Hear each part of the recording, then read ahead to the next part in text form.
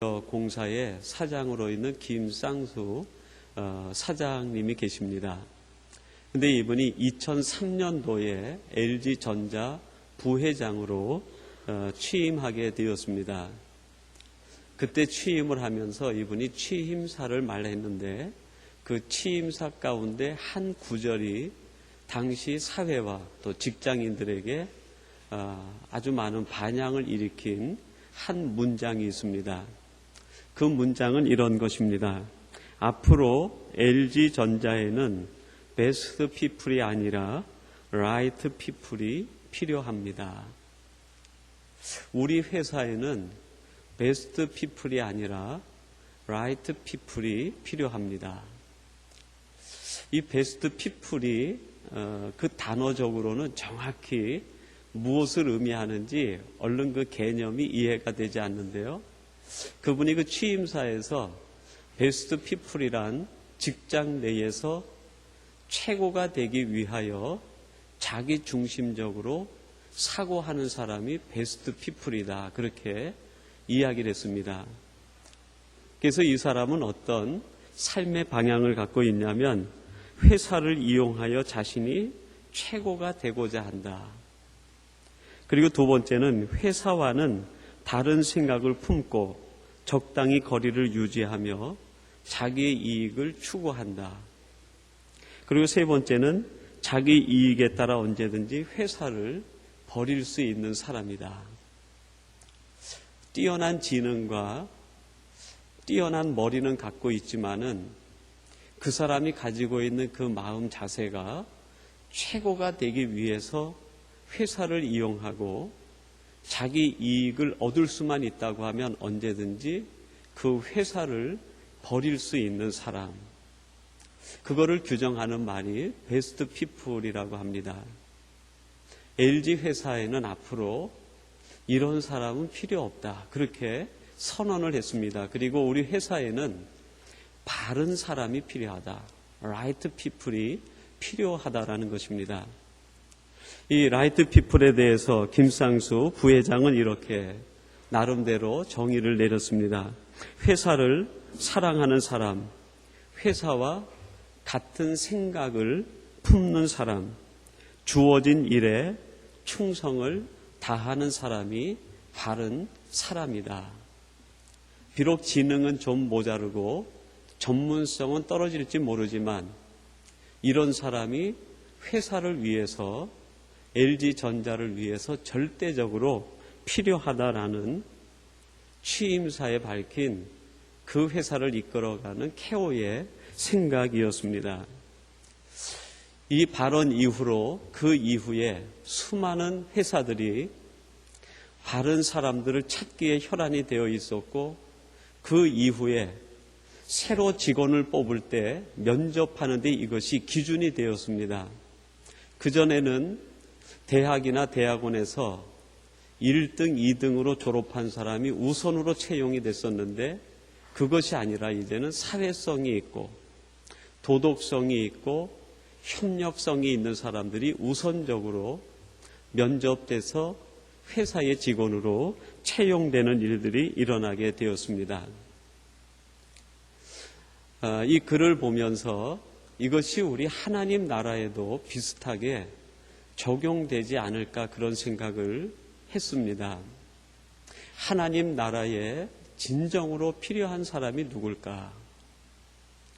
내 자신의 이익을 위해서 예수님이나 신앙을 이용하고 도구한다고 하면 하나님의 나라에서는 그렇게 썩 필요한 인물이라고 생각되지 않습니다.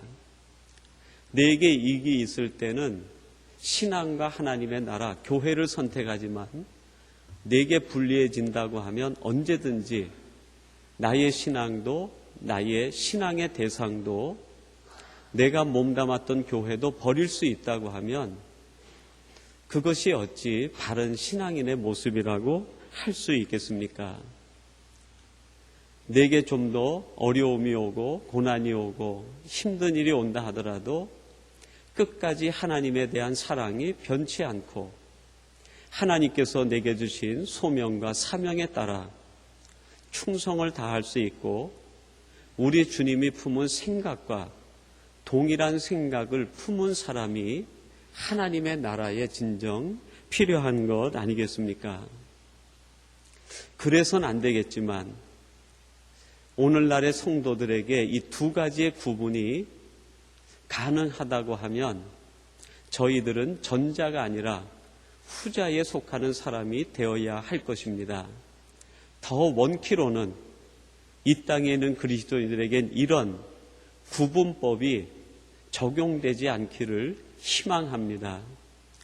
우리가 하나님을 믿는 사람일진데 어찌 우리가 신앙을 도구로 삼고 하나님을 내 자신의 이익의 도구로 삼을 수 있겠습니까?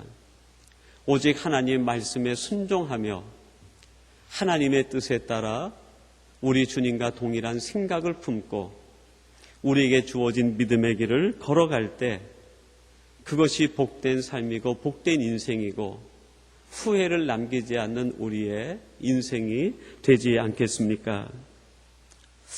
이런 전체 하나님께서 신뢰할 수 있는 사람을 한마디로 요약한다고 하면 하나님과 틈이 없는 사람이라고 할 수 있겠습니다. 하나님을 사랑하고 우리 주님과 동일한 생각을 품고 하나님께서 주신 사명과 소명을 품고 살아가는 사람, 어찌 하나님과 거리가 생기고 틈이 벌어질 수 있겠습니까? 이런 의미에서 우리 삼성의 모든 가족들은 우리 하나님과 밀착돼서, 아니 그거를 뛰어넘어 하나님 안에서, 말씀 안에서, 믿음과 영적인 신앙생활 안에서 우리 하나님과 더불어 살아가시는, 동행하시는 복된 성도들이 되시기를 주님의 이름으로 축원합니다. 그런데 오늘 본문에 보면 베드로라는 제자가 나오는데 그 베드로를 오늘 성경은 이렇게 정의를 내리고 있습니다. 본문 54절 말씀에 여러분 한번 주목해 보시기 바랍니다. 베드로가 예수를 멀찍이 쫓아 대제사장의 집들 안까지 들어가서 하속들과 함께 앉아 불을 쬐더라 그랬습니다. 하나님과 가장 가까이 있어야 할 제자 중에서도 수제자인 베드로가 오늘 하나님이 볼 때 예수님과 멀리 떨어져 있다라고 이야기합니다. 여러분, 베드로는 내가 결코 주님과 떨어져 있다라고 생각하지 않았을 것입니다. 나는 주님과 함께 있다고 생각했을 것이 틀림없습니다. 왜냐하면 조금 전까지도 예수님을 잡아가려고 하는 대제사장의 무리들과 맞서 싸우고 자기의 칼을 뽑아서 그 대제사장의 수하에 귀를 잘라냈던 사람이에요. 몸으로는 그 누구보다도 예수님과 가까이 붙어 있었어요. 그러나 성경이 정의하건대 베드로와 예수님의 사이가 멀찍이 떨어져 있다라고 이야기합니다. 여러분, 우리는 매 주일 거르지 않고 하나님 앞에 나와 우리의 신령과 뜻과 정성을 다해서 예배하고 경배합니다. 우리의 모든 예배 공적인 시간에 언제나 그 자리에 나와 있습니다. 그래서 우리는 생각합니다. 나는 결코 우리 하나님, 우리 주님과의 사이에서 멀어짐이 없다. 나는 결코 멀찍이 주님과 있지 않다. 하나님과 나는 떨어져 있지 않다라고 이야기할지 모르겠습니다. 그러나 우리의 중심을 보시고 마음을 보시는 하나님께서 베드로를 보고 그렇게 말씀하셨듯이 오늘날 내가 나와 멀리 떨어져 있구나라고 하신다고 하면 이것이 얼마나 우리에게 안타까운 일이고 불행한 일이겠습니까? 베드로에게 일어났던 이런 일들이 오늘 이 시대의 믿음과 신앙으로 살아가는 우리 삼성의 가족과 우리들에게는 단언코 일어나지 않게 되기를 소망합니다. 오히려 우리 하나님께서 우리를 보실 때 너는 내 안에 있구나, 너는 그리스도 안에 있구나, 너는 말씀 안에 있구나, 너는 내 안에 있고 내가 내 안에 있구나. 진정한 성령의 교제와 교통이 너하고 나 사이에 이루어지고 있구나라고 우리 하나님께서 선언하시고 우리 하나님께서 그렇게 칭찬하는 우리 모든 성도들이 되시기를 주님의 이름으로 축원합니다. 여러분, 그러면 베드로는 도대체 어떤 연유로 이렇게 사랑하는 주님과 멀찍이 쫓아가며 떨어져 있는 사람으로 전락하고 말았을까요? 오늘 성경 본문은 여러 각도에서 그것을 우리에게 보여주고 있지만 오늘 이 본문을 통해서 두 가지를 함께 살펴보려고 합니다. 첫 번째, 이 베드로가 예수님을 멀리 쫓아가게 된 것, 거리가 벌어지게 된 것은 잘못된 사랑 때문이었습니다. 여러분, 요한복음 21장에 보면 부활하신 주님과 베드로의 대화가 나오고 있습니다. 예수님께서 그 베드로에게 질문을 하는데 똑같은 질문을 3번 합니다. 베드로야, 내가 나를 사랑하느냐? 내가 나를 사랑하느냐? 근데 헬라어 성경 원문으로 보면 주님께서 질문할 때 그 사랑이라는 단어가 아가파스라고 되어 있습니다. 아가페적 사랑으로 날 사랑하느냐? 주님이 3번 동일하게 아가파스, 아가파스, 아가파스, 아가페의 사랑으로 나를 사랑하느냐? 그렇게 질문하세요. 근데 베드로가 3번 동일한 대답을 하는데 아가페의 사랑으로 사랑합니다. 그렇게 대답하는 것이 아니라 원문에 보면 필로라고 돼 있어요. 필로. 여러분이 필로라는 것은 지적인 사랑을 얘기합니다. 이해를 추구하는 사랑이에요. 학문에 대한 사랑입니다. 철학을 필로소피라고 하는데 소피라는 말은 지혜라는 말이에요. 철학은 지혜를 사랑한다 그런 뜻으로 철학 그런 단어가 나왔어요. 필로는 지식을 사랑하는 거예요. 자기가 이해되는 것을 사랑하는 거예요. 자기의 지식을 사랑하는 것이 필로입니다. 베드로야, 너는 나를 아가페의 사랑으로 사랑하느냐라고 질문하는데 베드로의 답은 무엇입니까? 저는 지적인 사랑을 합니다. 이해를 추구하는 사랑을 합니다. 학문적인 사랑합니다. 주님에 대해서 연구는 하지만 아가페적인 사랑으로는 사랑하지 않습니다. 그것이 베드로의 답에 담겨 있는 거예요. 베드로가 3번 이 답을 할 때 마지막에는 답을 주저합니다. 주님 아시지 않습니까? 제가 주님을 어떻게 사랑해 왔는지, 무슨 사랑을 했는지 주님 아시지 않습니까? 3번째는 필로라는 말을 쓰면서 베드로의 자기 실패의 감정이 포함되어 있는 거예요. 내가 주님을 어떻게 사랑했는지 아시지 않습니까? 이 대화 속에 우리 주님께서 베드로에게 암시하고 있는 것이 무엇입니까? 베드로야, 너의 실패의 이유는 사랑에 있다. 필로의 사랑으로 했기 때문에 믿음에 실패했다는 거예요. 신앙에 실패했다는 것입니다. 이 사랑이 너를 온전히 나와 함께 하지 못하게 하고 멀리 떨어지게 만들었다는 거예요. 이제 너는 그 사랑이 아니라 내가 너에게 질문하는 아가페의 사랑으로 나를 사랑했으면 좋겠다. 주님의 요청이에요. 여러분, 아가페의 사랑이 무엇입니까? 골로새서 3장 14절에서 바울이 이렇게 정의를 내렸습니다. 이 모든 것 위에 사랑을 더하라. 이는 온전하게 매는 띠니라. 아가페의 사랑이 무엇인가? 온전하게 매는 띠라는 거예요. 아가페 사랑의 능력이 있는데 그 능력은 하나로 만든다는 거예요. 연합하게 하고 일치하게 하고 서로 꽁꽁 묶는다는 거예요. 떨어지지 않게 한다는 거예요. 세상의 사랑은 사랑의 각도에 따라서 나뉘어지게 합니다. 상처를 줍니다. 아픔을 줍니다. 그러나 아가페의 사랑은 하나로 묶고 일치시키고 연합하는 능력이 그 속에 있다는 거예요. 그래서 바울이 골로새에 있는 성도들에게 너희들이 사랑할 때 이 아가페스의 사랑으로 사랑하라. 그 속에 일치가 있고 연합이 있고 하나됨이 있다는 것입니다.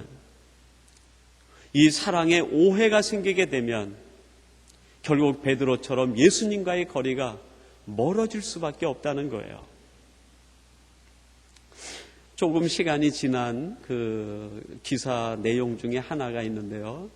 그 미국에서 젊은 나이에 미국 검사로 등용을 했던 정범진 씨라는 분이 있습니다.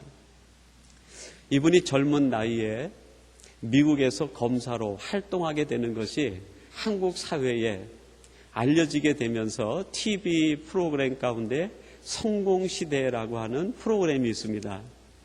이분이 그 프로그램에 나와가지고 자기의 성공에 대한 이야기를 쭉 그 다큐멘터리 스타일로 거기에서 드라마 기획이 돼가지고 방영이 됐어요. 그것이 방영이 되고 나자 나중에 이분에 대한 글이 다시 나와가지고 고백이 됐는데 그것이 방영되고 나서 한국과 해외 동포 가운데 있는 여성으로부터 엄청난 프로포즈를 받았다는 거예요. 매일같이 메일이 들어오는데 수를 헤아릴 수 없을 정도로 많은 여성들이 프로포즈를 해왔다는 거예요. 근데 그 다음에 사연이 재밌습니다. 그분이 왜 그 성공시대에 나오게 됐냐고 하면 대학교 2학년 때 자동차 전복 사고가 있었는데 그 사고로 인해서 척추신경이 마비가 돼가지고 하반신을 쓰지를 못하는 거예요. 그럼에도 불구하고 동양이라는 핸디캡과 장애인이라는 핸디캡을 극복하고 미국의 검사가 된 거예요. 근데 그거를 모르고 성공시대에 나온 그것만 보고 수많은 여성들이 프로포즈를 하고 사귀었으면 좋겠다고 얘기를 한 거예요. 그래서 그 메일에다가 답을 쓰는데 저는 장애인입니다. 하반신을 쓰지 못합니다라고 답을 쓰면 50% 정도 되는 여성들이 답을 보내지 않는다고 그래요. 그리고 그 다음에 저는 장남이고 외아들이기 때문에 저는 평생 부모님을 모시고 살아야 됩니다. 그러면 나머지 50% 중에서 30%가 답을 보내지 않는다고 그래요. 저는 그분의 모습을 보지는 못했어요. 글로만 봤는데 그분의 글에 이렇게 표현이 되어 있습니다. 그분이 심각하게 이 탈모 증세가 있나 봐요. 저는 머리가 심하게 빠진 탈모 증세가 있습니다. 그러면 나머지 20%도 답을 보내지 않는다고 그래요. 그러면서 그분이 거기다가 조건 때문에, 명예 때문에, 돈 때문에 하는 사랑은 그 사랑이 일치를 이루지 못한다는 거예요. 그 사랑 때문에 왔던 사람들은 다 떠나버렸는데 지금까지도 내 곁에서 떠나지 않는 분이 계시다는 거예요. 여러분, 그분이 누굴까요? 아가페의 사랑으로 다가오시는 우리 주님만큼은 나를 떠나지 않고 내가 장애인이든 내 몸을 쓰지 못하든 내가 검사가 되지 못하고 형편없는 사람이 되었어도 그 주님은 나를 떠나지 않고 늘 내 곁에 계십니다. 그 고백을 하고 있는 거예요.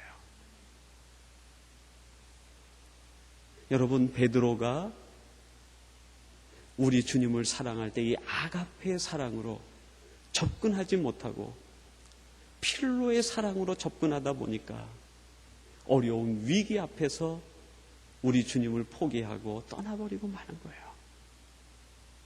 거리가 생기는 거예요. 멀찍이 따라오고 마는 거예요. 사랑하는 성도 여러분, 여러분들의 주님을 향한 사랑은 어떤 사랑입니까? 정말 아가페의 사랑입니까? 우리 주님을 떠나서는 내가 살 수 없다고, 우리 주님을 떠나서는 내 인생은 의미가 없다고, 내 몸이 모두가 마비된다 하더라도, 세상의 조롱거리요 무시거리가 된다 하더라도 주님의 사랑만 있으면 나는 살 수 있다고 고백하며 그 아가페 사랑에 여러분 매여 있습니까? 이 사랑이 있으면 그 사랑으로 인해서 주님과 우리는 일치를 이루고 하나를 이룰 수 있습니다. 주님과 하나 되었는데, 주님과 일치되었는데 우리에게 조금 어려운 일이 온들, 우리에게 고난이 온들, 그것이 우리에게 어떤 큰 영향력을 미치겠습니까? 주님께서 나와 함께 계시는데요. 이 아가페의 사랑으로 우리 주님과 언제나 일치의 삶을 살아가시는 우리 성도들이 되시기를 주님의 이름으로 축원합니다. 그리고 두 번째, 이 베드로가 예수님과 거리가 멀어지고 멀찍이 쫓아가게 된 이유는 믿음이 흔들렸기 때문입니다. 여러분, 오늘 본문 61절에 보면 이 대제사장이 예수님에게 질문하는 것이 있습니다. 내가 하나님의 아들 그리스도냐? 하는 질문을 합니다. 대제사장이 예수님에게 이 질문을 하는 것은 나는 예수 내가 하나님의 아들이고 그리스도인 것을 믿지 못하겠다는 거예요. 나는 너를 그렇게 믿지 못하겠다. 그래서 대제사장이 지금 예수님에게 그 질문을 하고 있는 거예요. 잠잠하고 아무 대답도 아니하시거늘 대제사장이 다시 물어 가로되 내가 찬송받을 자의 아들 그리스도냐? 그때 주님께서 대답을 합니다. 62절 말씀인데요. 예수께서 이르시되 내가 그니라 인자가 권능자의 우편에 앉은 것과 하늘 구름을 타고 오는 것을 너희가 보리라 하시니, 예수님이 내가 그다라고 답을 했어요. 대제사장이 예수님에게 묻고 예수님이 답을 하자 이 대제사장이 무리들을 향해서, 거기에 둘러서 있는 모든 사람들을 향해서 너희들은 이 예수를 누구라고 생각하느냐라고 질문을 던져요. 처음에는 예수님에게 질문했을 때 예수님은 나는 하나님의 아들이다라고 답을 합니다. 여러분, 세상이 우리에게 질문할 때 우리는 담대하게 예, 나는 성도입니다. 예, 나는 하나님의 아들입니다. 예, 나는 하나님께서 택한 하나님의 백성입니다. 고백할 수 있어야 돼요. 대제사장과 예수님의 대화가 이제 대제사장이 이 땅에 있는 모든 크리스찬들에게 하는 질문으로 바뀌어요. 그 바뀌는 질문이 64절에 나와 있는데 이렇게 기록합니다. 그 참담한 말을 너희가 들었도다. 너희는 어떻게 생각하느냐 하니 저희가 다 예수를 사형에 해당한 자로 정죄하고 그랬어요. 너희들은 어떠하뇨? 너희들은 어떠하뇨? 여러분, 여러분들은 정말 내가 하나님의 아들이라는 분명한 확신이 있습니까? 예수 그리스도는 메시아고 그 메시아가 나의 구원을 책임지시고 2000년 전 갈보리 언덕 위에서 나를 위해 돌아가신 분이라고 확실히 믿고 있습니까? 하나님의 아들이요, 그분은 나의 메시아요 그리스도라고 정말 고백하고 그 고백대로 여러분 믿고 의지하고 있습니까? 그걸 질문하는 거예요. 오늘 본문 상황에 보면 이 질문이 구체적으로 누구에게 던져지고 있을까요? 하속들과 함께 앉아있는 베드로에게 이 질문이 던져지고 있는 거예요. 베드로야, 너는 이 예수를 어떻게 생각하느냐? 여러분, 마태복음 16장 16절에 보면 예수님 공생의 초기에 예수님께서 이와 비슷한 질문을 제자들에게 던졌어요. 너희들은 나를 누구라고 하느냐? 어떤 제자는 엘리야요, 어떤 제자는 선지자요, 자기의 마음대로 대답을 해요. 그때 베드로가 뭐라고 고백합니까? 주는 그리스도시요 살아계신 하나님의 아들이시니다. 분명한 신앙 고백을 했어요. 그 신앙 고백이 제자가 된 초기라고 하여도 예수님의 십자가 사건이 3년간에 이루어진 일이라고 하면은 이 고백 사이에는 3년 정도의 시간밖에 되지 않는 거예요. 근데 이 3년간의 시간 동안 베드로의 신앙 고백이 흔들리는 거예요. 베드로의 믿음이 흔들려요. 베드로의 결단이 흔들리는 거예요. 너희들은 이 예수를 누구라고 생각하느냐? 그때 다른 사람들은 몰라도 베드로만큼은 손을 들고 일어나서 그렇게 외쳐야 되는 거 아닙니까? 그분이 하나님의 아들이시고 우리의 메시아요 그리스도이십니다. 내가 3년 전에 주님을 처음 만났을 때 내가 이 고백을 드렸고, 그 고백을 드렸을 때 우리 주님께서 이것을 알게 하신 이는 내 지식이 아니라 하나님이라고 말씀했습니다. 그때 내 고백이 진실합니다. 그리고 그 고백대로, 그 믿음대로 오늘 당신 질문에도 내가 똑같이 대답할 수 있습니다. 그렇게 고백해야 되는 거 아닙니까? 그런데 여러분, 3년이 지나면서 믿음이 흔들리고 신앙 고백이 흔들리고 다 흔들려 버렸어요. 사랑하는 성도 여러분, 이 질문이 여러분에게 어울릴지 모르겠어요. 여러분의 믿음의 현주소는 어떠합니까?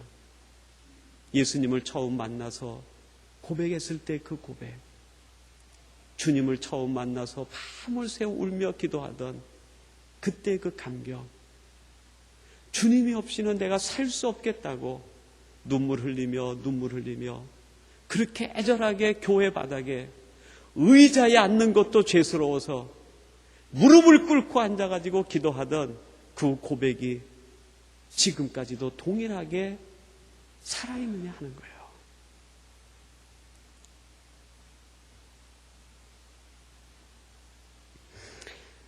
저희 아이가요, 그 작은 아이가 그 아주 어렸을 때 3살 요렇게 됐을 때는 그 몸무게가 굉장히 가벼웠어요.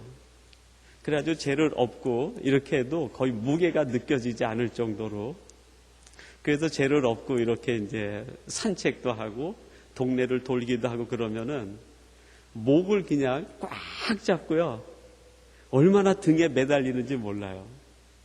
이 잡는 힘이 얼마나 센지 제가 엉덩이를 받쳤던 손을 놓아도 애가 대롱대롱 매달려 있는 거예요. 그렇게 놀이터를 돌기도 하고 산책을 하고 오기도 하고 그랬어요. 근데 이 아이가 조금 크다가 초등학교 들어갔을 때 한 번은 제가 업어준다고 애를 탁 업는데 그때만 해도 서서히 몸이 불기 시작하더라고요. 이게 딱 등에 업고 저희 사택 올라가는데 약간 언덕길이 있어요. 그 언덕길을 이렇게 올라가면서 거기에 상점들이 좀 이렇게 있는데요. 이 아이가 있다가 아빠, 나 여기서 내려줘 그러는 거예요. 그래서 왜 내려달라 그러나 그러고 물어봤어요. 왜 불편하니? 그랬더니 저한테 하는 말이 아빠, 나 떨어질 것 같아 그러더라고요. 떨어질 것 같아. 여러분 무슨 말이에요? 전에는 아빠가 믿을 수 있었는데 이제는 아빠를 믿을 수 없다는 거예요. 아빠 등에 업혔다가 떨어지면 어떡해. 그래서 그 아이를 슬그머니 내렸어요. 내리자마자 옆에 가게가 있는데 가게에 가가지고요, 딱지 있는 그림 보고 장난감 보고 떠날 줄 몰라요. 내 손에서 내려가는 순간 저하고 아이의 거리가 멀어지기 시작하더라고요. 그 사이에 쏜살같이 택시가 지나가기도 하고 대형 트럭이 지나가기도 하고요. 얼마나 아찔한지. 안 되는데. 믿음을 잃어버리는 그 순간 멀어지는 거예요. 나는 지금 하나님과 함께 있다고 생각하지만 하나님 잠깐만요 하고 하나님의 손을 놓는 순간 우리는 죽음의 골짜기를 건너가고 있는 거예요. 얼마나 위험한 지경에 빠져드는지 몰라요. 근데 우리는 그거를 몰라요. 장난감에 온 마음이 다가 있고 그 딱지에 그려져 있는 그림 화려함에 마음을 다 빼앗기고 있는 거예요. 잡았던 주님의 손 놓친지도 모르고 세상 재미에 푹 빠져있는 우리들. 우리 하나님이 볼 때 여러분 얼마나 안타까운 모습이겠어요. 베드로는 자기의 실존이 하나님과 가까이 있다고 생각을 했어요. 근데 하나님이 보면서 선언합니다. 베드로야, 너는 나와 거리가 멀리 있구나. 멀찍이 떨어져 있구나. 그 이유가 무엇인지 아니? 사랑이 잘못됐기 때문이다. 그 이유가 무엇인지 아니? 믿음이 흔들리기 때문이다. 여러분, 이 말씀은 오늘 우리에게 주시는 말씀 아닙니까? 다시 한번 우리가 세상적인 가치의 사랑을 가졌었다고 하면 그것들을 내려놓고 우리 하나님과 연합하고 일치하게 만드는 아가페의 사랑을 소유하고 다시 하나님 없이는 내가 한 발자국도 가지 않겠습니다. 이 믿음으로 다시 하나님 손에 매달려 우리 주님 손에 이끌려 주님과 가장 가까운 거리, 아니 주님 안에서 우리의 나그네 인생길을 걸어간다고 하면 여러분, 그 사람이 행복한 사람 아니겠습니까? 진정 여러분들이 주님과 함께 걸어감으로 이 시대의 가장 행복한 축복의 크리스찬들이 되기를 주님의 이름으로 축원합니다. 하나님 아버지, 감사합니다. 저희들이 하나님과 가장 가까이 있다고 생각했지만 우리도 모르는 사이에 몸 따로 마음 따로 우리의 마음이 주님과 멀찍이 떨어져 있는 것은 아닌지 돌아보게 해 주시옵소서. 우리 하나님을 사랑한다고 하는 그 사랑을 다시 점검하게 하시고 우리 안에 믿음의 고백이 다시 새로워지게 도와주옵소서. 우리 삼성의 모든 가족이 우리 주님 안에 거하여 함께 동행하는 하나님의 사람들이 되게 하여 주옵소서. 예수님의 이름으로 기도하옵나이다. 아멘. 하늘에 계신 우리 아버지여, 이름이 거룩히 여김을 받으시오며 나라에 임하오시며 뜻이 하늘에서 이룬 것 같이 땅에서도 이루어지이다. 오늘날 우리에게 일용할 양식을 주옵시고 우리가 우리에게 죄 지은 자를 사하여 준 것 같이 우리 죄를 사하여 주옵시고 우리를 시험에 들게 하지 마옵시고 다만 악에서 구하옵소서. 대개 나라와 권세와 영광이 아버지께 영원히 있사옵나이다. 아멘.